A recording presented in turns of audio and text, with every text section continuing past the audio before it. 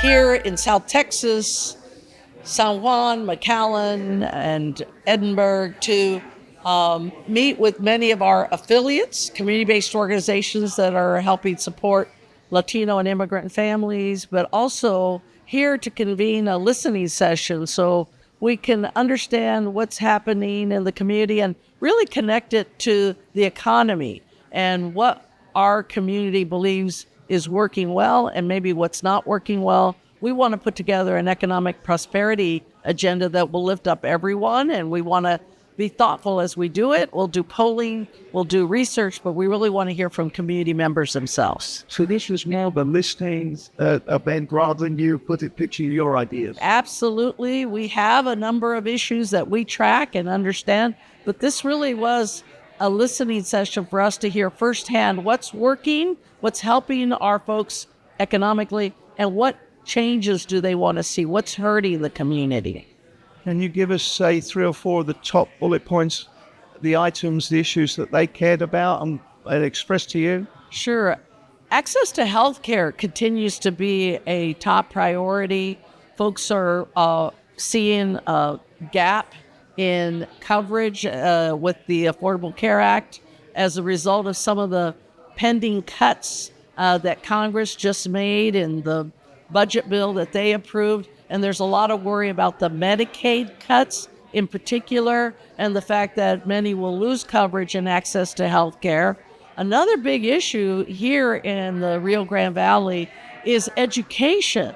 And what we're hearing about is the cuts to HSIs, Hispanic-Serving institutions, that are again proposed and were included in the budget bill, and that would have a devastating impact on Hispanic students and Hispanic-serving institutions, colleges here in South Texas. Actually, the Hispanic-serving institutions, that was going to be my next question, because I heard you talk about it at the Hispanic Chamber event today, and I don't think it's had enough coverage down here.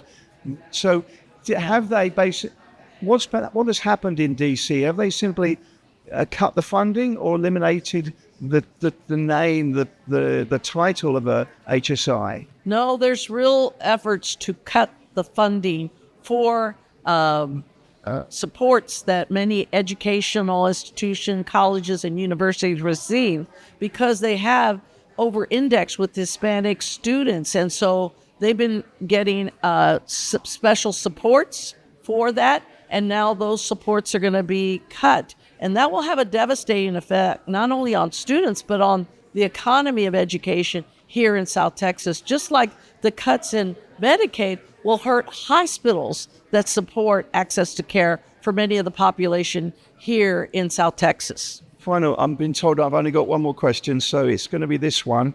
In your remarks at the Chamber today, you said that Hispanic communities should mobilize against bad policies, and you listed a few of them. Yet here in the Rio Grande Valley in 2024, all the counties up and down the border voted for Trump, a majority voted for Trump. So how do you explain that? And how do you know that this constituency you're talking to is not for him and for his policies if they voted for him?